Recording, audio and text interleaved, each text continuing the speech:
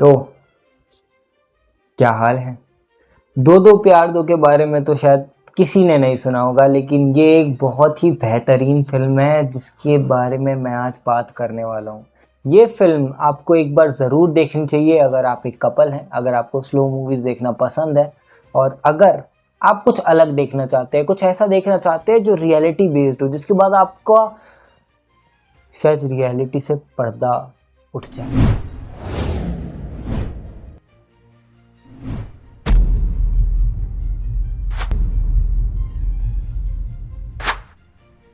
क्या हो गया? हुआ ही नहीं कुछ। रियलिटी और उनके 250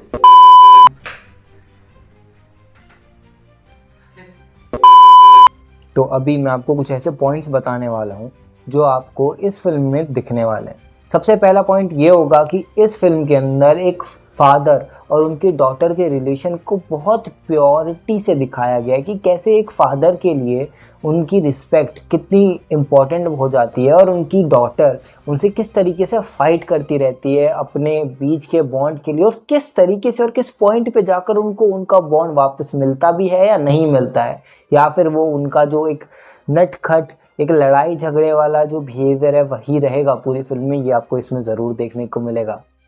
और अगर इसके दूसरे पॉइंट की बात करें तो ये आपको सोसाइटी का एक बहुत ब्रॉड लुक देती है कि किस तरीके से सोसाइटी आपको देखती है। चाहे आपको सोसाइटी से फ़र्क पड़े या ना पड़े, सोसाइटी को आपसे कोई मतलब नहीं है भाई। तो सोसाइटी तो बस चाहती है कि वो आपके मज़े ले, उसको तो बस एक डिस्कशन का टॉपिक चाहिए।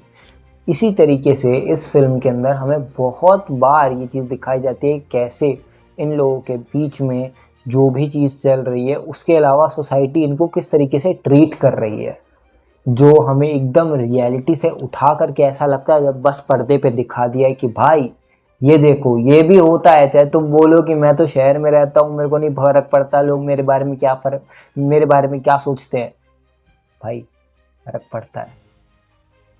ये आपको ज़रूर देखनी चाहिए।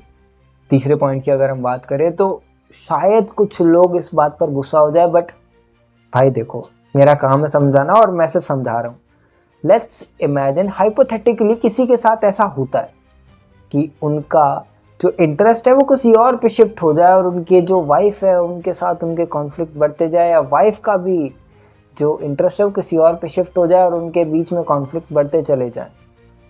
जिस तरीके से एक रियल कहानी हो सकती है उसी को बस थोड़ा मिर्च मसाला डाल के हमें दिखा दिया है। ऐसा लगता है जैसे रियलिटी में मैं बस एक रियलिटी को देख रहा हूँ, मैं कोई फिल्म नहीं देख रहा, मैं रियलिटी ही देख रहा हूँ। और सबसे बड़ी बात, मैंने स्टार्टिंग में बोला था कि ये फिल्म स्लो है।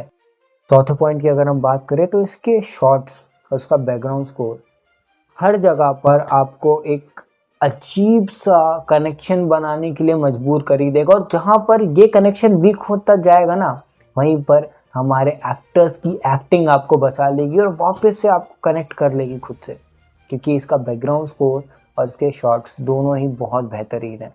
हाँ, हालांकि कई जगह पे बैकग्राउंड स्कोर वीक हो जाता है, लेकिन शॉट्स और एक्टिंग आपको बिल्कुल भी नाराज़ नहीं करने वाली है। अब आगे बढ़ते हैं और अब कुछ ऐसे चीज़ों के बारे में बात करते हैं कि क्या क्या इसके नेगेटिव एस्पेक्ट्स हो सकते हैं।